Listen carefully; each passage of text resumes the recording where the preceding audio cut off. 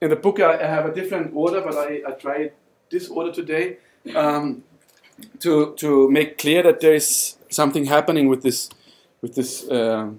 the factory of society. That you could say that the office landscape, all these projects that I kind of show is in a way happen at the same time. So in the exact moment of this change from an old economic paradigm, let's call it the Fordist paradigm, to a post-Fordist economic paradigm. So there are still quite a lot of things visible from an old way of working and producing, but the new things are also popping up, and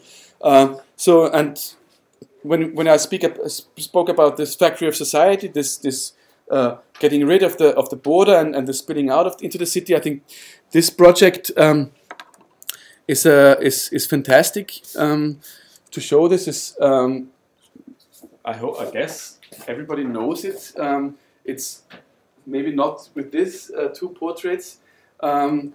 It is Herman Hertzberger, a Dutch architect from the 70s.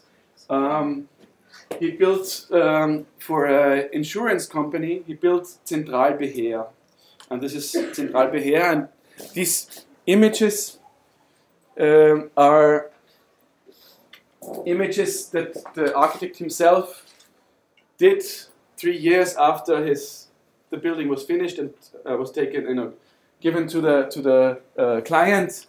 And it's an image series that he did. And there are also women on the pictures, but Mr. Hertzberger is not able to hand them over, so to speak. He was not really. No, it was not possible to get the other images, even though they exist, and because they were published at one point in Domus. And Hertzberger this is an axonometry of this thing. It's little cubicles stacked on each other, but it's not cubicles. I'll come to that in a second. But Hertzberger is explicitly, so it's 10 years after the first office landscape was built. We know already the problems of this flat space, also acoustically and all these things. There was quite a lot of experience, and Hertzberger, he's insisting that he did the antidote, the anti-Bürolandschaft. He worked against the office landscape, so to speak. But forgetting that the organization or the organizational diagram is exactly the same. With maybe one difference, that Hertzberger is defining his smallest entity to be a team of 3. Whereas in the office landscape, it's the single person that is there. So but his idea is, you all know them, that this single cubicle that is open can it is so neutral in the sense, it's not the functionalist architecture that folds and does everything and wants to do everything, but it is a very static architecture that can be adapted to many different needs. I think also that what you saw in the portraits, I think this is what Hertzberger is kind of looking at, that people would do these things, these funny things, the eyes. It's the time when Jacques Tati did his Mononcle film, for example. So you would have this, but it's also it is an expression, of course, also of how the people felt in the space. There is quite a lot of discourse from the workers' union, that people felt very controlled in the space. But Hertzberger wanted to show how this space is being adapted to the different uses and the different ideas. And he wanted to make the workspace a home for these 1,000 people working there. It even worked because there was, the story goes that even a cat was there, or 2 cats were living in this house, and all these, But anyway, so this is how Hertzberger was kind of envisioning this workspace, that the smallest entity, the workspace for 3. Of course, there was also a workspace for 1, but this is the organizationally the smallest entity. Then you would have a lounge, a corner for conversation, the coffee bar, the meeting room, of course the toilets. But what you see here in this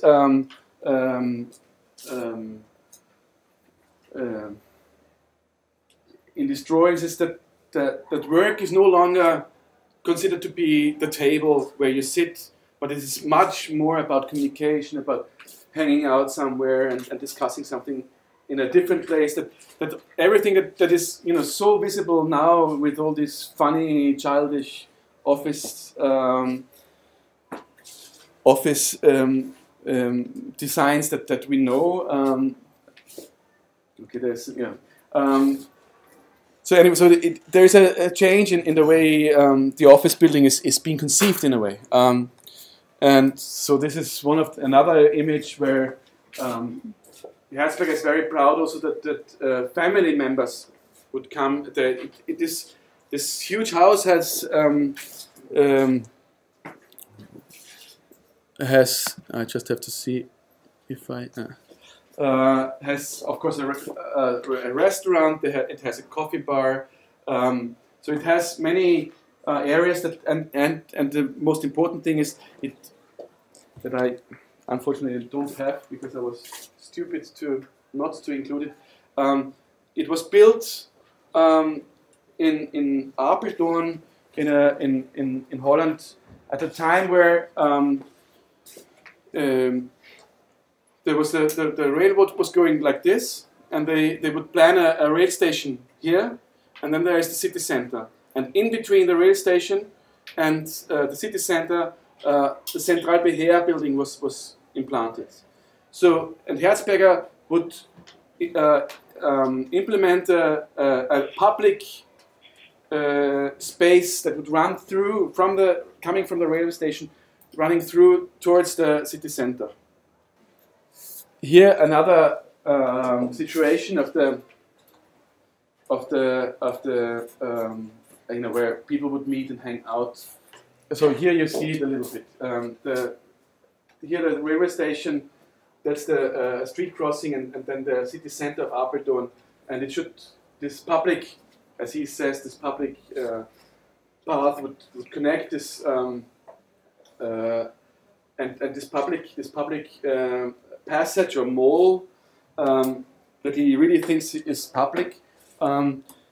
Also included had post offices, had a travel agency, had many little shops in there, and you would also in this from here you would look down and into this street. So it's also that I also would say that there are lots of corner offices. In American office buildings, the corner office is always the most prestigious one. Yeah, and here suddenly everybody or nearly everybody gets a corner office in a way as well.